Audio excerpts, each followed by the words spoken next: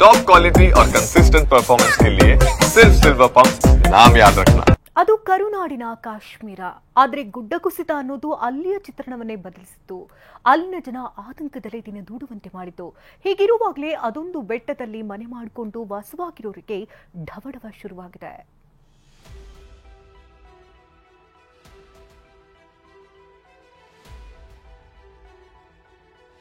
ಯಾವಾಗ ಮನೆ ಬೀಳುತ್ತೋ ಅನ್ನೋ ಆತಂಕ, ಯಾವಾಗ ಗುಡ್ಡ ಕುಸಿಯುತ್ತೋ ಅನ್ನೋ ಭಯ.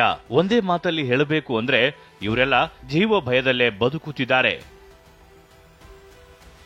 ಕೊಡಗಿನ ಅಯ್ಯಪ್ಪ ಬೆಟ್ಟ ಕುಸಿಯೋ ಭೀತಿ. ಆತಂಕದಲ್ಲೇ 300 ಕುಟುಂಬಗಳ ವಾಸ.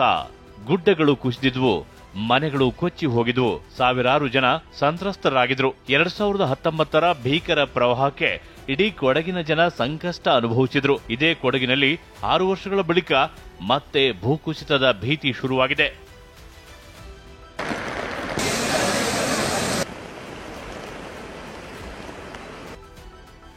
ವಿರಾಜಪೇಟೆ ನಗರದ ಅಯ್ಯಪ್ಪ ಬೆಟ್ಟದಲ್ಲಿ ಸುಮಾರು 300 ಕುಟುಂಬಗಳಿವೆ. 2019ರಲ್ಲಿ ಈ ಬೆಟ್ಟ ಬಿರುಕು ಬಿಟ್ಟು ನಿಂತಿದ್ದು, ಕೆಲ ಮನೆಗಳು ಕೂಡ ಬಿರುಕು ಬಿಟ್ಟಿವೆ. ಯಾವಾಗ ಈ ಬೆಟ್ಟ ಮನೆಗಳ ಸಮೇತ ಕೊಚ್ಚಿ ಹೋಗುತ್ತೋ ಅನ್ನೋ ಆತಂಕ ಇಲ್ಲಿನ ನಿವಾಸಿಗಳನ್ನ ಕಾಡ್ತಿದೆ. ಪ್ರತಿ ವರ್ಷ ಮಳೆ ಆರಂಭ ಆಗ್ತಿದ್ದಂತೆ ಇಲ್ಲಿನ ನಿವಾಸಿಗಳನ್ನ ಕಾಳಜಿ ಕೇಂದ್ರಕ್ಕೆ ಶಿಫ್ಟ್ ಮಾಡಲಾಗುತ್ತೆ. ಪ್ರತಿ ವರ್ಷ ಇದೇ ಗೋಳು ಅಂತ ಸ್ಥಳೀಯರು ಬೇಸರ ಹೊರಹಾಕಿದ್ದಾರೆ.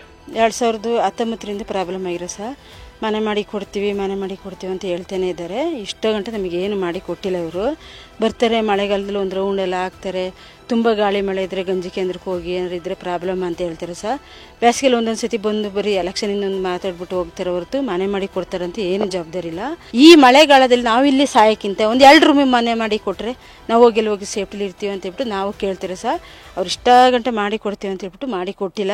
ಇಲ್ಲಿನ ನಿವಾಸಿಗಳಿಗೆ ಶಾಶ್ವತ ಪರಿಹಾರ ಕಲ್ಪಿಸುವ ನಿಟ್ಟಿನಲ್ಲಿ ವಿರಾಜಪೇಟೆ ಹೊರವಲಯದ ಅಂಬಟ್ಟಿ ಎಂಬಲ್ಲಿ ಜಾಗ ಗುರುತಿಸಲಾಗಿತ್ತು. ಆದ್ರೆ 4 ವರ್ಷವಾದರೂ ಅಲ್ಲಿ ಮನೆ ಲೇಔಟ್ ಅಂತ ಯಾವುದೂ ಆಗಿಲ್ಲ. ಈಗ ನಮ್ಮ ಮನೆ ಬಿರುಕು ಬಿಟ್ಟಿದೆ. ಮನೆ ಗಾಳಿ ಮಳೆಗೆ ಕಷ್ಟ ಆಗ್ತಾ ಉಂಟು. ನನಗೆ ಏನಾಗ್ತದೆ ಎಂತ ಆಗ್ತದೆ ಗೊತ್ತಿಲ್ಲ. ಬಿರುಕು ಬಂದಿದೆ ನಮ್ಮ ಮನೇಲಿ. ನಮ್ಗೆ ಇನ್ನೂ ಏನು ಸೌಲಭ್ಯ ಕೊಟ್ಟಿಲ್ಲ. ಆದ್ರೂ ಇದುವರೆಗೆ ನೋಟಿಸ್ ಅಂತದ್ದು ಏನು ಹೇಳಲಿಲ್ಲ ಖಾಲಿ ಮಾಡಬೇಕು ಅಂತ. ಎಲ್ಲೋ ಮಾಡ್ಕೊಡ್ತೀನಿ, ಮನೆ ಮಾಡ್ಕೊಡ್ತೀನಿ ಅಂತ ಹೇಳ್ತಿದ್ರೆ ಇನ್ನು ಮುಂದೆ ಇನ್ನೂ ಬಂದಿಲ್ಲ ಯಾರು. ಇನ್ನು ಕೊಡ್ತೀನಿ ಅಂತ ಹೇಳ್ತಾರದಷ್ಟೇ, ಇನ್ನೂ ಕೊಟ್ಟಿಲ್ಲ ಅವರು. ನಾವು ಅವ್ರ ಮನೆ ಕೊಡದೆ ನಮ್ಗೆ ಏನು ಪ್ರೂಫ್ ತೋರ್ಸದೆ ನಾವು ಇಲ್ಲಿಂದ ಖಾಲಿ ಮಾಡ್ಬಿಟ್ಟು ಅಲ್ಲಿ ಇಲ್ಲ ನಾವು ಎಲ್ಲಿ ಹೋಗೋದು. ಕಳೆದ ವರ್ಷ ಮಳೆ ಪ್ರಮಾಣ ಕಡಿಮೆ ಇದ್ದಿದ್ರಿಂದ ಜನ ನೆಮ್ಮದಿಯಾಗಿದ್ರು. ಆದ್ರೆ ಈ ವರ್ಷ ಮುಂಗಾರು ಆಗಮನಕ್ಕೂ ಮುನ್ನವೇ ಮಳೆ ಆರ್ಭಟಿಸುತ್ತಿದ್ದು, ಮುಂದೇನು ಅನ್ನೋ ಚಿಂತೆ ಇಲ್ಲಿನ ಜನರನ್ನ ಕಾಡ್ತಿದೆ. ಗೋಪಾಲ ಸೋಮಯ್ಯ, TV9 ಕೊಡಗು.